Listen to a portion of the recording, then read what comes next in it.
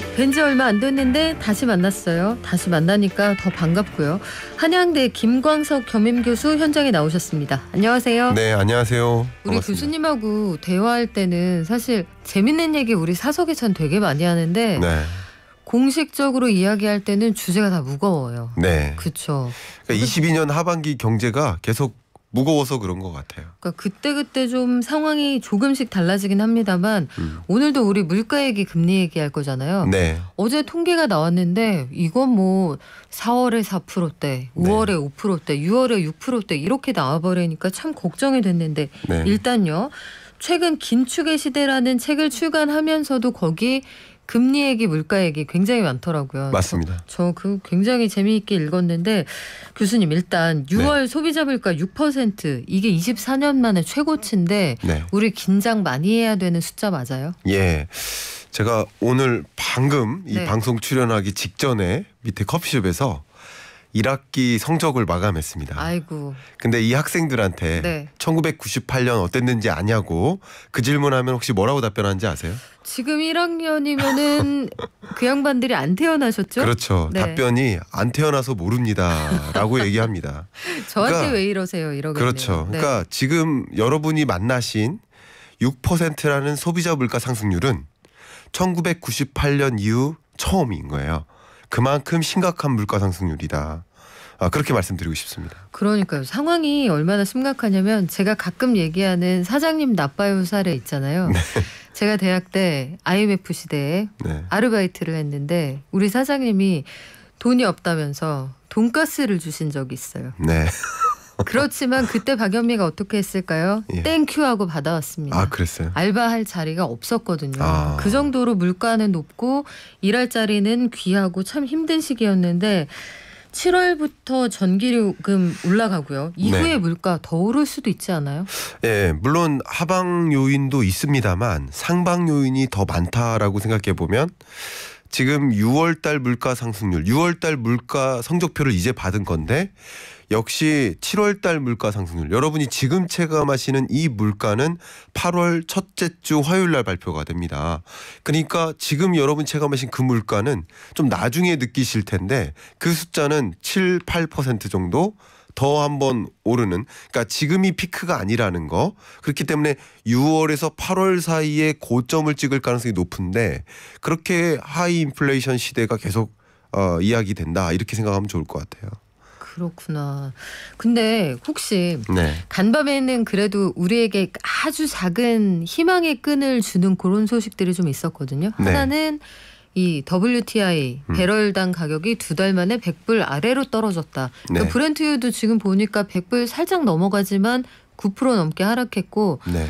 아침에는 또 그렇게 고유가를 외치던 시티그룹이 브렌트유 연말에 65불까지 간다. 네. 이런 얘기를 하니까 마음이 좀 설레는 거예요. 네. 이런 것들의 하방 요인이 좀 있지 않을까 이런 생각도 들고 말씀하신 상방 요인도 있고 하반기에 이 종합을 해보면 상방 하방 요인 어떻게 구성이 돼 있습니까? 정확한 걸 역시 짚어주셨는데요. 우리 몸의 70%가 뭔지 아시죠? 물? 물이죠. 네. 예, 물의 양이 좀 적으신 것 같습니다. 네, 그렇습니까? 날씬하셔서. 아유 고맙습니다. 네. 근데 네. 우리 몸의 70%가 물인데 우리가 지니고 있는 물건의 70%가 또 원유예요. 그래요? 예, 여러분 입고 계신 옷, 섬유도 그렇고요. 저 주머니에 지금 원유 예. 없는데. 지금 입고 계신 옷도 다 섬유, 원유로 만든 거예요. 그렇군요. 여기 지금 바닥 네. 모든 것들이 원유라고 생각하시면 좋겠는데요. 그만큼 원유 가격이 얼마나 공공행진하느냐 이게 전반적인 세계 물가에 영향을 미칠 텐데 EIA 미국 에너지 정보청 네. 그리고 IEA OECD 산하기구죠. 저는 국제기구의 이 전망치를 준용해서 말씀 많이 드리는데 2분기가 고점입니다. 다행히. 근데 3분기 4분기도 원유는 굉장히 높은 가격을 유지하는데 고유가 시대는 계속된다. 그러나 피크아웃은 찍는다. 결과적으로 지금 우리가 받아들이는 이 물가 성적표는 그래도 하반기에 이거보다 더 높게 유지되지 않을 수도 있겠구나 하는 이런 하방 압력도 있습니다. 그러나 상방 압력, 앞에 네. 말씀하셨던 전기세 오르죠. 가스 요금 오르죠. 그 밖에 공공요금들이 다 오릅니다. 지하철 요금이나 뭐 이런 것들이 말 그대로 반영이 되면 지금 우리가 느끼는 이 체감 물가는 아마도 여러분들 이제 고기 가격이 올랐죠. 네. 고기 가격이 오른 이유가 사료값이 올라서예요. 엄청나게 올랐어요. 네. 삼겹살. 우리나라 삼겹살. 네. 우리나라 곡물 수입국 7위국이거든요. 그렇죠. 근데 이 곡물을 왜 수입한지 아세요? 곡물 수입 67%가 사료용이에요. 우리 축산 농가에서 네. 사료로 쓰시는군요. 그렇죠. 축산 농가에서 한우를 기른다. 그럼 비용이 100만 원이면 그중에 55만 원이 사료값이에요. 그래서 최근 들어서 소고기 값도 그렇게 그렇죠. 올라가는군요. 그러니까 전반에 걸쳐서 모든 가격이 상승하는 그런 기조인데, 그런데 여기서는 이 460여 가지 우리 소비 품목 그중에서 해당되지 않았던, 가격이 변동하지 않았던 공공요금이 있었는데 이거마저 7월 달부터 인상하기 때문에, 그러면 7월 달 8월 달 물가 상승세는 더 고공행진할 수 있겠구나. 그러니까 지금 인플레이션 시대는 22년 하반기에 굉장히 중요한 주제가 될 수 있겠구나, 이렇게 생각하시는 것도 맞지 않을까 생각합니다. 기름값이 워낙 지금 너를 뛰는 상황이어서 하반기에 기름값이 어떻게 될 거냐. 사실은 어제 좀 마음을 설레게 했던 것 중에 하나가 외신을 통해서 집중적으로 나왔던 그 휴전 가능성이었어요. 그래서 어제 증권가에서 보면 토목주가 왜 오르지 요거 궁금하셨던 분들 계실 텐데, 혹여 휴전 가능성이 정말 현실이 된다라고 하면 재건 수요가 있지 않겠느냐 해서 주가가 그쪽에 살짝 올라가기도 했었습니다만, 그거는 또 어떻게 될지 모르는 상황이고요. 말씀하신 것처럼 상방 하방 위험이 상존하는 게 하반기 물가 상황인데, 체감되는 물가, 저는 대표적으로 방송 끝나고 나서 점심때쯤 밥 먹으러 가잖아요. 굉장히 그냥 그 동네의 작은 분식집에서 칼국수를 한 그릇 먹어도 그냥 이면도로에 잘 보이지 않는 곳이라도 한 그릇에 8,500원, 9,000원 받아요. 네. 근데 그 정도 받으셔야 장사가 된단 말이죠. 네. 이 정도로 올라가면 경제 전반에는 어떤 현상들이 나타납니까? 저는 당장 한 가지 걱정되는 것이, 지금 우리가 뻔히 내다 보일 만한 한 가지 현상이 있어요. 왜냐하면 지금 여름이잖아요. 그럼 장마 시즌이 지나고 또 폭염이 시작되면 농작물 피해가 또 예상됩니다. 이건 매년 반복됐던 일이에요. 그럼 지금 하이 인플레이션 시대에 이런 것까지 또 맞물리면 국내 농산물 가격이 또 엄청 뛸 겁니다. 이것이 말 그대로 우리나라 체감 물가에 또 반영될 것이기 때문에 서민들에게는 엄청난 충격이, 우리 엔겔계수라고 하잖아요. 식료품 소비 지출액이 전체 소비 지출에서 차지하는 그 비중이 절대적으로 높기 때문에, 그렇기 때문에 서민들의 충격이 오고요. 네. 방금 말씀하신 것처럼 자영업자들, 자영업자 여러분들은 이거 메뉴판 가격을 올리자니 손님 떨어질 것 같고 단골 손님 안 오실 것 같고, 그런데 모든 가격, 단무지 가격 오르고 햄 가격 오르고 쌀 가격 오르는데 그럼 김밥 가격 안 올릴까? 힘드시죠. 가격 전가 능력이 약해요. 대기업들이야 뭐 이런 비용 인상 이거 반영해서 가격을 반영시켜서 판매가를 올리는데, 자영업자 여러분들은 그것도 못한다는 거죠. 경쟁이 워낙 심하니까. 예, 이런 것들이 22년 하반기에 우리가 생각할 수 있는 굉장히 중요한 변수고요. 어쨌든 이 물가 상승 압력은 여러분들의 소득 자체를 줄여줘요. 이게 무슨 말이냐면, 명목 소득은 유지될 수 있으나 작년에 100만 원 가지고 샀던 그 물건의 개수가 올해 그 100만 원 가지고 살 수 있는 물건의 개수가 아니라는 거죠. 한 서너 개 빼야죠. 빼야 됩니다. 네. 그래서 제가 계산을 해봤는데 명목소득과 실질소득의 차이값이 대략 350만 원의 명목소득, 통장에 찍히는 돈이 있다 그런다면 실질소득은 350이 아니라 330, 약 20만 원 정도의 격차가 있을 것이라고 제가 판단을 했거든요. 그런 것들이 여러분들에게 느껴지는 그런 실질적인, 아무것도 모든 게 오르는데 나의 소득만 안 오른다. 근데 소득이 안 오르는 게 아니라 줄어드는 거죠. 실질 소득은. 그렇죠. 그런 현상이 여러분 체감되실 거라고 생각됩니다. 지금 그래서 나 정말 체감한다. 고기 반찬 못 먹어본 지 오래됐다. 이런 분들이, 옛날에는 우리가 이런 얘기를 우스갯소리로 했었거든요. 근데 지금은 대체하려고 수입을 해오려고 보니까 물류비도 너무 올라가고 그 나라도 마찬가지고 프로틴플레이션 이런 말까지 등장을 했습니다. 고기 먹는 나라 미국에서도요. 고기값이 너무 올라가서 고기 못 먹는 사람 많이 늘어난다고 해요. 그런데 교수님, 엔데믹 이후에 소비 회복을 기대했는데 소비자 심리지수는 계속 낮아진단 말이에요. 네. 잠깐 반짝 올라갔다가 이걸 관련해서 스티커 쇼크다 이런 말이 있던데 네. 스티커? 스티커 쇼크 이 무슨 얘기인가요? 여러분은 이제 영어로 이제 스티커라는 그 표현 자체가 가격 태그 가격이라고 보시면 되겠습니다. 그러니까 여러분이 물건 사시려고 보면 거기에 적혀 있는 소비자 가격. 근데 이 스티커 샥이라는 표현은 스티커 가격. 그러니까 그 제품 가격이 어제 샀던 그 물건 가격이 아니네. 지난달 샀던 그 물건 가격이 아니네. 이러면서 놀라는 거야. 놀라니까 물가가 크게 상승하는 것을 반영된 그 가격을 맞닥뜨리고서는 물건을 안 사는 거죠. 가격표 보고 깜짝 놀라서 다시 놨다 이 얘기네요. 그렇죠. 그게 스티커 샥이고요. 그러니까 스티커 샥이 이제 이렇게 재밌게도 표현할 수 있지만 우리 경제 전반의 성장을 억누르는 역할을 할 수밖에 없어요. 물가가 고공행진하니까 스티커 샥으로 인해서 소비가 침체돼요. 실제 앞에 말씀드렸던 것처럼 실질 소득 자체가 줄어서 소비할 여력도 없고요.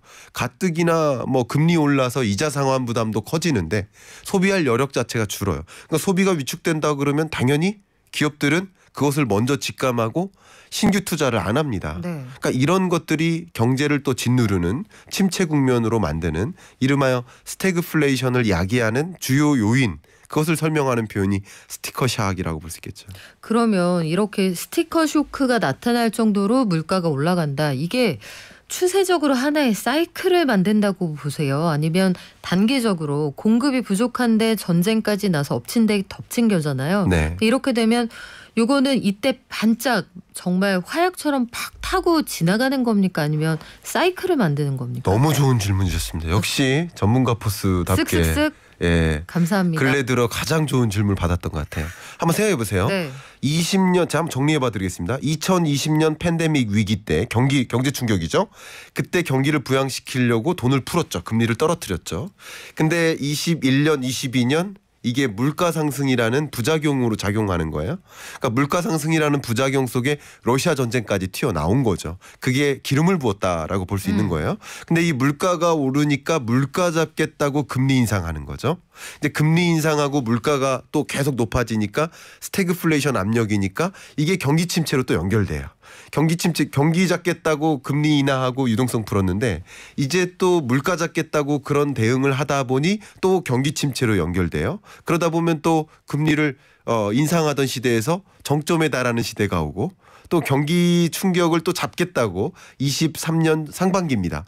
경기 충격을 잡겠다고 금리 인상을 안 하고 이제 완화적으로 또 변화합니다. 그 얘기가 슬슬 그렇죠. 그게 말 그대로의 네. 경기 순환을 만들어준 거죠. 경제는 정말 생물이지 않나 이런 생각합니다. 그러면 이렇게 눈덩이처럼 요면이 왔다가 요면이 왔다가 굴러가는 거예요? 아니면 우리 옛날처럼 네. 뭐 옛날이라고 하기엔 뭐 한 2, 3년 전입니다만 물가 수준이 조금 더 낮아지는 그때가 조금 있다 오는 거예요? 네, 22년 6월부터 8월 혹은 9월 요 정도가 저는 물가 상승률 기준으로 피크 아웃을 기록하는 시점으로 판단하고 있고요.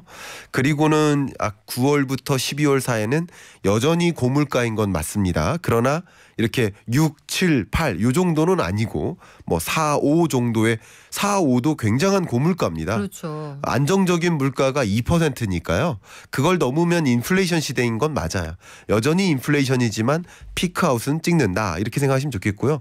IMF 외환 위기 때 물가가 최고 9.5%를 찍은 적이 있어요. 아이고야 생각나요. 그렇죠. 네. 9.5%를 기록하고 하향 안정화됐지만 당분간은 고물가 시대를 유지하는 거죠. 마치 그런 모습처럼 22년 하반기가 전개될 것이고 불행이 아닌 다행히도 23년 상반기에는 물가가 많이 잡힐 겁니다. 이걸 좋다고 해야 할지 나쁘다고 해야 할지 또 경기 침체가 되면 그때 가서 그 걱정을 하게 될 텐데 네. 아무튼 지금은 다리미가 완전 달구어져 있는 그런 시즌이란 이런 얘기잖아요. 그렇습니다. 올해 하반기에 다리미 한 김 식는다. 네. 그런데 이거 한 김 식히러 가기 전까지 아마도 한국은행은 금리라는 분무기를 뿌려야 될 거 아니겠어요? 그렇습니다. 네. 금통위가 다음 주 지금 13일로 예정이 돼 있잖아요. 네네. 어느 정도로 올릴까요? 네, 빅스텝 할 거로 보고 있습니다. 0.5%포인트. 네, 그것은 어쩌면 이제 6%이 소비자 물가 상승률을 기록할 것이라고 추경호 부총리가 먼저 예방주사 놓듯이 말씀을 주셨잖아요. 그렇죠. 너무 깜짝 놀랄까 그렇죠. 봐. 그 얘기 안 하고 6%라는 성적표를 받아들면 당황스럽죠. 네, 다 더 당황스럽죠. 네. 시장이 발작이 일어나는 거죠.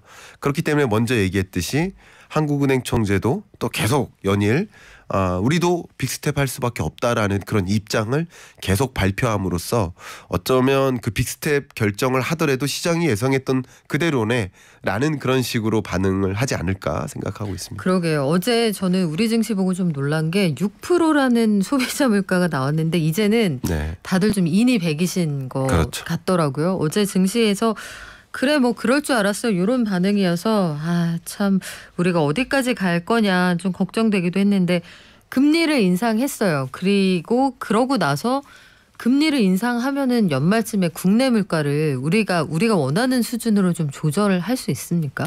연말까지는 좀 어려울 거라고 생각이 됩니다만 기본적으로 금리 인상에 따른 그 실물 경제의 반응은 한 3개월 정도 있다가 나타나는 경향이 있습니다. 그런 것들을 생각해 본다면 왜냐하면 여러분들도 경제 주체로서 금리 계속 올라가네? 그러면 기왕이면 저축해야지. 제가 이 긴축의 시대라는 책에서 이 부제 중에 하나가 금리의 역습이라고 했거든요. 그럼 저축 심리를 늘려요. 네. 그리고 기업들은 투자 심리를 위축시켜요. 이게 실물 경제를 침체시키죠. 그 실물 경제 침체 속에서 자연히 물가가 잡혀나가는 거예요. 그때부터는 또다시 이게 침체된 경기를 부양시켜야 되겠다 하는 그런 생각을 할 때가 23년 중반 정도가 될 겁니다.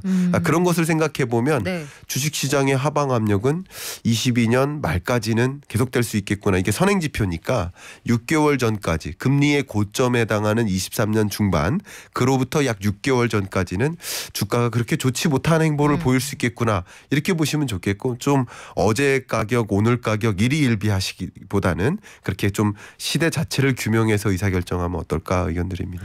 그리고 마지막으로 월말에 미국이 FOMC 회의를 연단 말이죠. 네. 이번에도 0.75%포인트 갈까요? 아니면은 이번에는 한김 쉬어갈까요? 어떨 것 같아요? 일단 그 질문에 대한 답변을 제가 이 원론에 미뤄보고 싶은데요. 네. 어쨌든 물가에 달려있다. 다음 주에 나올 그렇죠. CPI 물가가 네. 예상했던 것보다 더 높다. 8.6%를 더 상회한다. 그럼 자이언트를 한 번 더 할 수 있습니다. 근데 시장의 기대가 8.6 정도로 생각하고 있다면 기대보다는 낮다. 만약에 네. 그러면 자이언트는 좀 쉬어갈 수 있습니다. 빅스텝. 8.5만 나와도 다행이다. 이런 시대에 우리가 살고 있군요. 이제 피크아웃을 찍었구나라고 네. 판단한다면 그렇게 강도 높은 긴축 행보가 필요 없을 수 있다라고 판단할 것이기 때문에 CPI 발표에 달려있다 이렇게 생각할 수 있겠습니다. 그래요. 우리가 우리의 운명 한 치 앞을 내다보기 참 어려운 그런 상황입니다. 지표도 나올 때마다 이 숫자 뒤에 숨어있는 의미를 알려주는 경제 읽어주는 남자 한양대 김광석 겸임교수와 함께했습니다. 고맙습니다. 네, 감사합니다.